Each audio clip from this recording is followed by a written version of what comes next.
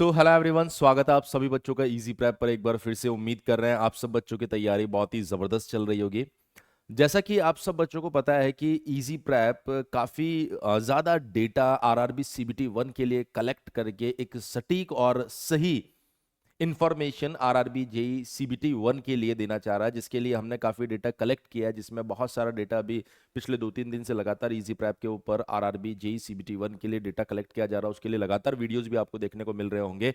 और इवन हमने बहुत सारे और चैनल्स, इवन टेलीग्राम चैनल्स, उनसे कांटेक्ट करके और डेटा को जमा किया है। तो लगभग 50,000 से ज़्यादा डेटा को कलेक्ट करके हमने यहाँ पर आप लोगों के लिए जो एवरेज मार्क्स आ रहे हैं जोन वाइज, वो एवरेज मार्क्स जमा किए हैं। और इसके अलावा उनको ध्यान में रखते हुए और कितने कैंडिडेट एग्जाम में बैठे हैं, किस शिफ्ट का पेपर टफ रहा है, किस शिफ्ट का पेपर आसान रहा है, उन सारे फैक्टर्स को ध्यान में रखते हुए यहाँ पर कट ऑफ्स बनाने की कोशिश की है। तो आप सभी बच्चे इन कट ऑफ्स को आराम से देख लीजिए।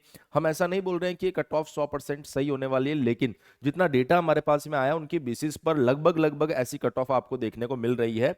और कहीं ना कहीं अगर आप देखेंगे तो इनमें से बहुत सारे जोन की कट ऑफ आपको फाइनल रिजल्ट के टाइम पर मैच होती हुई दिखाई भी देगी।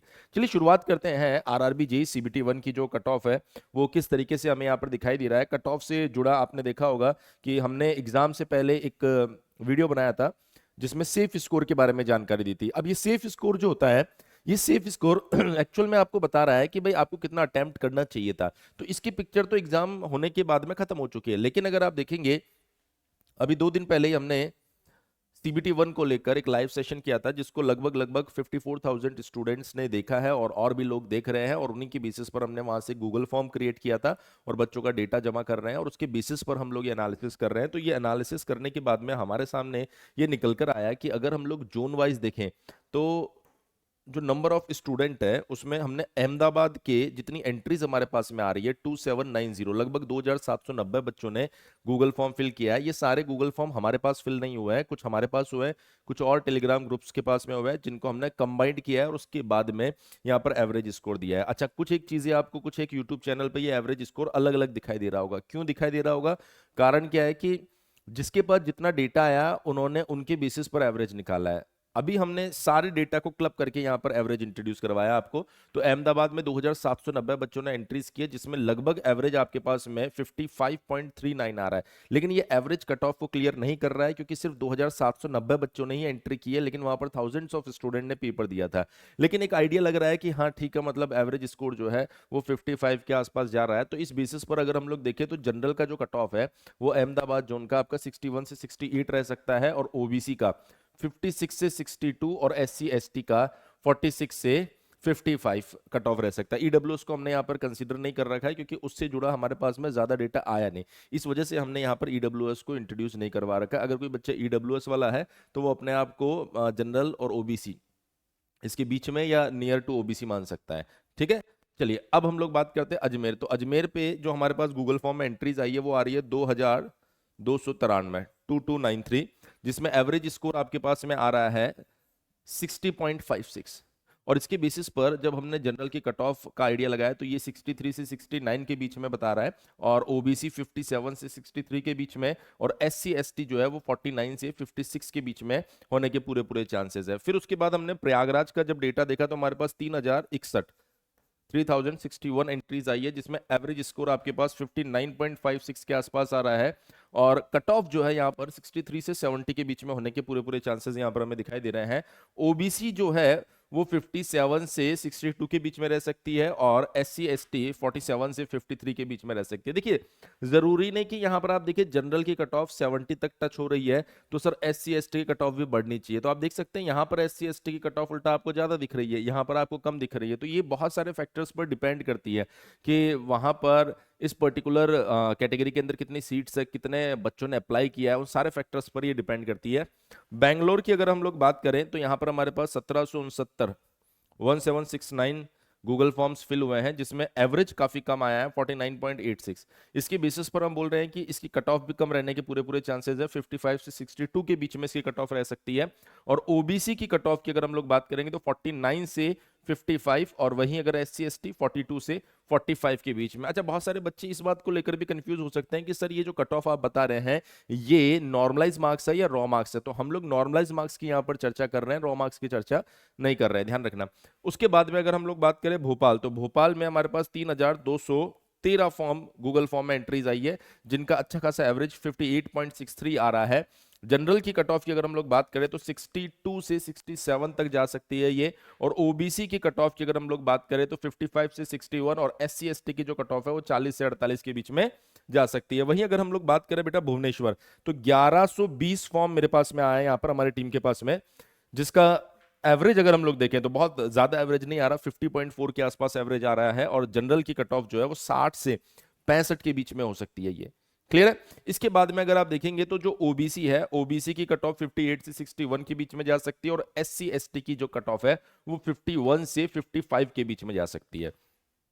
बिलासपुर में जो हमारे पास एंट्रीज आई है, काफी एंट्रीज आई है, 2939। अच्छा, ये जो एंट्रीज आ रही है इसमें एक बहुत बड़ा फैक्टर यह है कि हमारा वीडियो का रीच किस जोन में या किस जोन के बच्चों के पास ज्यादा पहुंचा है, तो उसकी वजह से भी डेटा या एवरेज जो होता है ना वो इन्फ्लुएंस हो सकता है। इस चीज का ध्यान रखिएगा, इसीलिए हम बार बार बोल रहे हैं कि ये हमारा एनालिसिस कह रहा है, लेकिन हम कोई गारंटी नहीं दे रहे कि यही कट ऑफ रहने वाली है। बहुत सी बार आप देख रहे हैं नंबर ऑफ यूट्यूब चैनल्स के ऊपर बहुत सारे लोग क्लेम कर रहे हैं यही कट ऑफ रहने वाली है। मेरा ऐसा मानना है कि अगर कोई कट ऑफ आपको 60 से 65 बता रहा है और आपके मार्क्स 62 भी आ रहे हैं, तब भी आपको प्रिपरेशन करनी है। कारण क्या है कि अगर CBT 1 क्लियर हुआ तब भी टेक्निकल पढ़ना है आपको, और CBT 1 क्लियर नहीं भी हुआ तब भी आपको टेक्निकल ही पहले पढ़ना है इस बार, क्योंकि जब आपके पास 2025 का नोटिफिकेशन आएगा तब आप CBT 1 के लिए वापस प्रिपरेशन कर लेना। तो टेक्निकल के लिए तो तैयारी करनी है। बहुत सारे चैनल पर ये बात भी देखने को मिलेगी कि कुछ चैनल्स कट ऑफ कम बता रहे हैं। अरे भैया, कट ऑफ कम बता रहे हैं तो उससे बच्चे का नुकसान नहीं है, उससे बच्चे का फायदा ही है। सोचिए अगर सभी लोग कट ऑफ बताने लग जाए 75 से 80, तो अब जिस बच्चे के 69 मार्क्स आए हैं उसका तो प्रिपरेशन में मन ही नहीं लगेगा। क्यों नहीं लगेगा? क्योंकि सर सारे YouTube चैनल वाले बोल रहे हैं कट ऑफ जाएगी 75 से 80, और सोचिए जैसे रिजल्ट आता है 30 दिन के बाद में और वहां पर ये बच्चा क्वालिफाई हो गया, तो कौन जिम्मेदार है इसके 30 दिन खराब करने के लिए? इसलिए ध्यान रखना, अगर आपको 20% भी चांस लगता है कि आपका सिलेक्शन हो रहा है, आपका CBT 1 क्लियर हो रहा है, तो आप CBT 2 के लिए तैयारी कीजिए। और CBT 2 अगर बाई चांस मान लीजिए कुछ दिन बाद पता चलता है कि सर मैं क्वालिफाई नहीं कर पाया, तो घबराने की क्या बात है? जो आपने पढ़ा वो वेस्ट थोड़े जाएगा, वो तो 2025 में फिर से पेपर लिखना है आपको। तो इस बार पहले टेक्निकल पढ़ लीजिए जब तक नोटिफिकेशन नहीं आता है। तो ध्यान रखना, अगर 10 से 20% भी चांस होता है तब भी आपको तैयारी करनी है। हाँ, अगर इससे ज्यादा चांसेस है तब तो कोई बात ही नहीं है। पर बहुत सी बार बच्चा ऐसा सोचता है कि सर आप बोल रहे हो 63 से 70 के बीच में, मेरे मार्क्स है 60, तो ऑफ कोर्स आपको जाना है। ये हमारा प्रिडिक्शन है, हम भगवान नहीं है कि एग्जैक्टली किसी के 62.33 आ रहा तो वो फेल हो जाएगा, नहीं। ये सिर्फ और सिर्फ डेटा बोल रहा है यहाँ पर। हमने कहा सर बिलासपुर की बात हमने बता दी है, तो बिलासपुर में जो एवरेज आ रहा है 54.31 आ रहा है। तो जनरल की जो कट ऑफ है इसमें दो फैक्टर्स इंपॉर्टेंट है। पहली चीज कि सर एवरेज तो बहुत ज्यादा नहीं आ रहा, फिर कट ऑफ आप ज्यादा क्यों बता रहे हो? कारण क्या है कि इस एवरेज को भी हमने ध्यान में रखा और 2019 की कट ऑफ को भी हमने ध्यान में रखा, तो उसके बेसिस पर अभी भी प्रिडिक्शन ये बोल रहा है कि हल्का सा स्लाइटली जो कट ऑफ है वो ज्यादा ही रहेगा, 64 से 70 के बीच में, और ओबीसी के लिए 57 से 61 के बीच में, और अगर आप लोग बात करें यहां पर SC ST के लिए तो 48 से 51 के बीच में ये कट ऑफ रहने वाली है। अब अगर हम लोग बात करें नेक्स्ट जोन के बारे में, तो चंडीगढ़ के लिए हमारे पास जो एंट्रीज आई है वो 1617 एंट्रीज आई है, जिसके अंदर एवरेज काफी अच्छा खासा आ रहा है और अच्छे खासे एवरेज, और 2019 की कट ऑफ को भी हमने ध्यान में रखा है। और उसके बाद में अभी जितने कैंडिडेट चंडीगढ़ जोन से अप्लाई कर रहे हैं उन सारी बातों को ध्यान में रखते हुए चंडीगढ़ की कट ऑफ अच्छी खासी जाने की पूरी पूरी उम्मीद है।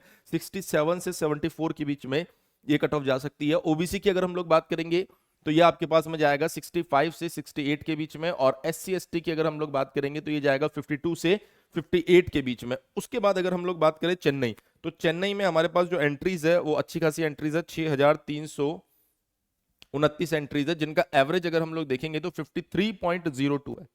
इनका एवरेज क्या है बेटा? 53.02 है। और जनरल की जो कट ऑफ आप देख रहे हैं वो आपके पास में 61 से 67 के बीच में। सर एज सच बहुत ज्यादा कट ऑफ नहीं बताई जा रही है, पर हाँ इतनी तो रह सकती है। और उसके बाद अगर आप ओबीसी की बात करेंगे बेटा तो ये 54 से 59 के बीच में हो सकती है। इसी तरीके से अगर आप SC ST की बात करेंगे तो ये 42 से 49 के बीच में हो सकती है। सिमिलरली अगर हम लोग बात करें गोरखपुर, तो यहां से अगर हम लोग देखें तो हमारे पास 1901 एंट्रीज आ रही है, और 1901 एंट्रीज का एवरेज जो है वो अच्छा एवरेज आ रहा है 57.05। और अगर हम लोग बात करें 57.05 तो इस पे जनरल की कट ऑफ जा रही है आपके पास में 64 से 69 के बीच में, और ओबीसी की कट ऑफ जा रही है बेटा 59 से 65 के बीच में, और एससी एसटी के पास जो कट ऑफ जा रही है वो जा रही है 49 से 54 के बीच में।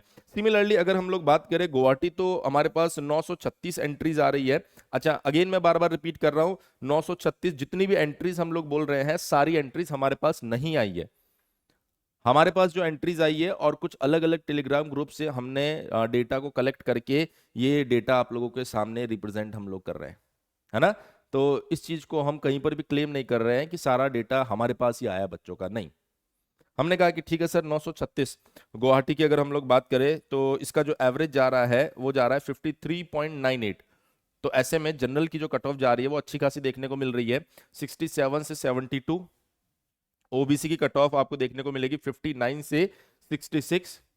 एससी एसटी की कट ऑफ देखने को मिलेगी 52 से 59। उसके बाद में अगर हम लोग बात करें बच्चे जम्मू, तो जम्मू से हमें 1326 एंट्रीज मिली है जिसमें एवरेज अच्छा मिला है 59.63। और अगर आप देखें यहाँ पर तो जनरल की कट ऑफ का रेंज भी हमने काफी अच्छा खासा दिया है 60 से 68 के बीच में। सर बहुत बड़ा रेंज दे दिया आपने। बिल्कुल बेटा, यहाँ पर एवरेज जो है हमें एक तो अच्छा मिल रहा है, दूसरा हमारे एक्सपर्ट का मानना है कि जम्मू की कट ऑफ इतनी ज्यादा होनी नहीं चाहिए, लेकिन 2019 की कट ऑफ को देखा जाए तो वो कट ऑफ भी अच्छी खासी है। तो ओवरऑल अगर आप देखेंगे तो बार बड़ा बन गया है यहाँ पर 60 टू 68। Same for OBC. अगर हम लोग देखें यहाँ पर तो एस सी एस टी जो है 45 से 51 के बीच में। कोलकाता जोन लास्ट टाइम पर एज सच बहुत बड़ी बहुत ज्यादा कट ऑफ यहाँ पर रही नहीं थी, 7249 एंट्रीज हमारे पास में आई है। पर इस बार जो आपके पास में कट ऑफ आ रही है, सॉरी एवरेज जो आ रहा है 63.4, ये आपको सरप्राइज करेगा और ये आपको ये क्लियर भी कर देगा कि इस बार कोलकाता की कट ऑफ पिछले मुकाबले बढ़ने वाली है। तो आप देखिए यहाँ पर कट ऑफ 62 से 70 के बीच में जा रही है। और अगर आप देखें यहाँ पर ओबीसी तो 55 से 60 के बीच में, और एससी एसटी जो है वो 44 से 49 के बीच में रह सकता है। मालदा की अगर हम लोग बात करें तो हमारे पास में 719 एंट्रीज आई है। 719 एंट्रीज का एवरेज अच्छा नहीं है, 50.180 है, लेकिन मालदा 2019 के अंदर कट ऑफ अच्छी रही थी क्योंकि वहां पर नंबर ऑफ स्टूडेंट्स ने इंटरेस्ट दिखाया था। पहली बात तो ये रही। दूसरा इंपॉर्टेंट पॉइंट ये रहा कि इस बार भी बच्चों ने वहां से फॉर्म भरे हैं लेकिन कम भरे हैं, तो पिछले के मुकाबले कट ऑफ जो है वो कम रह सकती है, लेकिन फिर भी एक्सपर्ट का ये मानना है कि कट ऑफ 66 से 73 के बीच में जाएगी। उसके बाद अगर हम लोग बात करें यहाँ पर ओबीसी के लिए 62 से 68 के बीच में जा रही है, और एससी एसटी की अगर हम लोग बात करेंगे तो 55 से 59 के बीच में जा रही है। तो इतना मेरे ख्याल से आप लोग समझ पा रहे हैं। उसके बाद में अगर हम लोग बात करें मुंबई जोन, तो मुंबई जोन में सबसे ज्यादा हमारे पास एंट्रीज आई है 16,241, जिसके अंदर आप एवरेज देखेंगे तो काफी अच्छा एवरेज आ रहा है 59.23, जिसमें अगर आप जनरल की कट ऑफ देखेंगे तो 61 से 68 के बीच में, ओबीसी की कट ऑफ 54 से 59 के बीच में, और एससी एसटी की कट ऑफ जो है वो 48 से 54 के बीच में हो सकती है। सेम फॉर मुजफ्फरपुर की अगर हम लोग बात करें तो मुजफ्फरपुर में मात्र 121 फॉर्म हमारे पास में आया है, जिसका एवरेज भी अच्छा नहीं मिल रहा है। तो इसकी जो जनरल की कट ऑफ है वो 60 से 65 के बीच में रह सकती है, और ओबीसी जो है वो 58 से 62 के बीच में, और एससी एसटी जो है वो 49 से 52 के बीच में रह सकता है। क्लियर है। इसी तरह पटना, पटना फिर से एक बार आप लोगों को चौंकाने वाला है। पिछली बार भी आपने देखा था कि पटना की कट ऑफ अच्छी खासी मिली थी, अभी भी एवरेज स्कोर जो है वो बहुत अच्छा मिल रहा है 62.68। तो यहाँ पर जो कट ऑफ है वो 69 से 74 रहने की पूरे उम्मीद है। अगर ओबीसी देखेंगे तो 68 से 71, और एससी एसटी अगर आप देखेंगे तो 58 से 64 के बीच में ये रह सकता है। तो अपने आप में काफी अच्छा खासा कट ऑफ पटना यहाँ पर दे रहा है। रांची की अगर हम लोग बात करेंगे बेटा तो 622 एंट्रीज हमारे पास में आई है, जिसमें 50.05 एवरेज आ रहा है। स्टिल कट ऑफ ज्यादा जा सकती है 65 से 71। कारण क्या, सैंपल हमारे पास कोई बहुत बड़ा सैंपल नहीं है। ओबीसी 63 से 67, और एससी एसटी जो है वो 55 से 61 के बीच में रह सकता है। और सिकंदराबाद की अगर हम लोग बात करें तो 3,917 एंट्रीज हमारे पास में आई है, जिसका एवरेज 48.26 रहा है। यहां पर एवरेज कम होने के बावजूद हमारा ऐसा मानना है कि कट ऑफ फिर भी 63 से 69 के बीच में रहेगी। ओबीसी के लिए 55 से 59, और एससी एसटी के लिए 49 से 53। फिर अगर हम लोग बात करें सिलीगुड़ी, तो 193 फॉर्म्स हमारे पास में आए हैं, जिसका एवरेज 52.98 रहा है। कट ऑफ 63 से 69 के 68 के बीच में रह सकता है जनरल के लिए, ओबीसी के लिए 59 से 62 के बीच में, और एससी एसटी के लिए 50 से 54 के बीच में रह सकता है। क्लियर? इसी तरीके से अगर तिरुवनंतपुरम की हम लोग बात करें तो 411 एंट्रीज हमारे पास में है, जिसके अंदर एवरेज स्कोर 48.62, एवरेज स्कोर जो है वो 48.62 रहा है, कम है, ज्यादा नहीं है। कट ऑफ भी कम ही रहेगी आपके पास में, 55 से 60 के बीच में रहने वाली है। और ओबीसी की अगर हम लोग बात करें तो 49 से 55 के बीच में, और इसी तरीके से एससी एसटी की बात करेंगे तो 41 से 45 के बीच में यहां पर कट ऑफ जा सकती है। तो अब यहां पर हमने जो भी डेटा हमारे पास में जमा हुआ है, कुछ हमारे पास में हुआ, कुछ दूसरे लोगों के पास में हुआ, जिनसे हमने डेटा लिया है और उसके बाद में पूरा एनालिसिस करके आप लोगों के सामने रखा है। बहुत से लोग, मतलब बहुत से यूट्यूब चैनल पर ये डेटा, जैसे हमारे पास 16,241 है, किसी के पास 13,122 होंगे, तो उनका जो एवरेज है वो थोड़ा सा अलग रहेगा, बिल्कुल रहेगा। वो डिपेंड करेगा किसके पास कितना डेटा अवेलेबल है। हमारे पास जितना डेटा अवेलेबल था, लगभग 59,000 के आसपास ये डेटा था, जिसको हमने यहाँ पर क्लब किया और क्लब करने के बाद में आप लोगों के सामने रखा है और उनका एवरेज दिया है। ये जो एवरेज आपके पास में आ रहा है, एक चीज क्लियर हो जाए, मतलब आपको रहना चाहिए कि ये एवरेज कट ऑफ नहीं है। ये एवरेज डिपेंड करता है कि किस तरह का सैंपल डेटा में एंट्री कर रहा है। कभी कभार ऐसा होता है कि मतलब मान लीजिए अच्छे बच्चे ही डेटा में एंट्री कर रहे हैं तो एवरेज ऑटोमेटिकली उस जोन में ज्यादा दिख रहा होगा।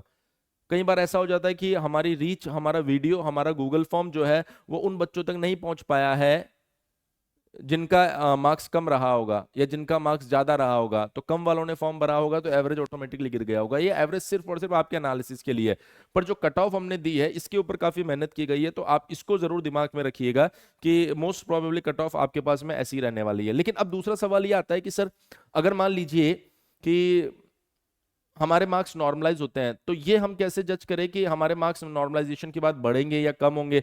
तो मैं आपको बता देता हूं कि शिफ्ट वाइज एनालिसिस भी हमने कर रखा है। शिफ्ट वाइज एनालिसिस ये बोल रहा है कि जो आपके पास में 17 तारीख की 3 शिफ्ट रही थी, फर्स्ट, सेकंड और थर्ड, उस शिफ्ट को हार्ड शिफ्ट में रखा गया। टू बी वेरी ऑनेस्ट, ये हार्ड नहीं, लेंदी थी एक्चुअल में।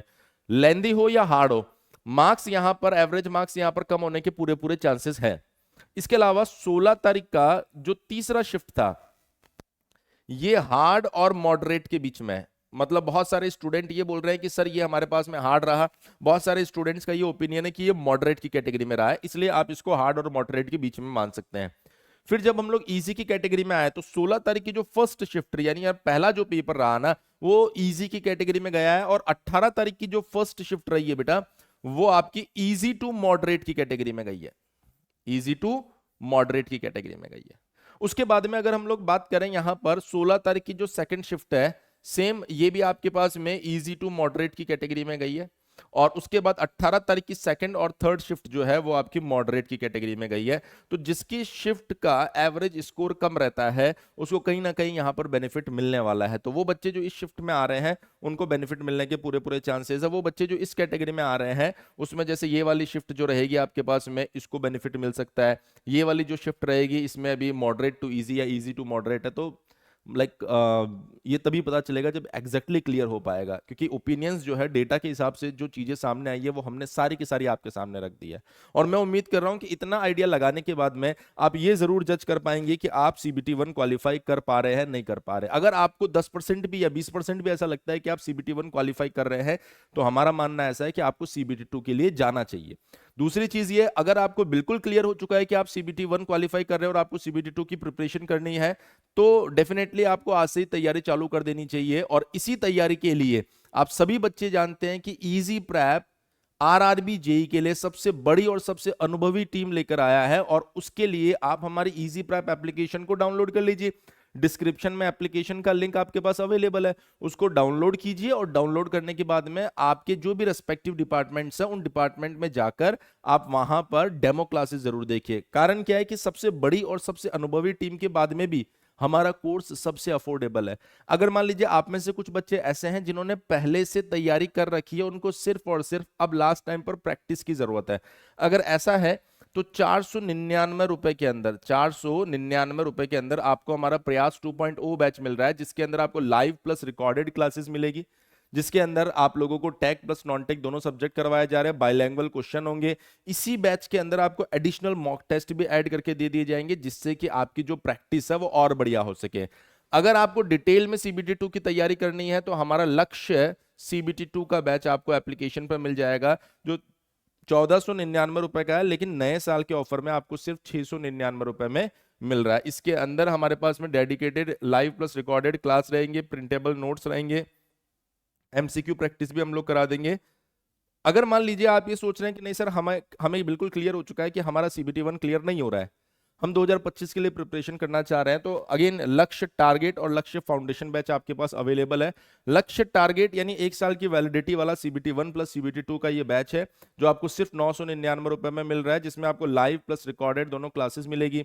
आपको 30 से ज्यादा 20 से ज्यादा आपको टेस्ट प्रोवाइड करवाए जाएंगे। इसके अंदर 3000 से ज्यादा एमसीक्यू क्वेश्चंस की प्रैक्टिस करवाई जाएगी, और वो भी सिर्फ नए साल के ऑफर में 999 रुपए में।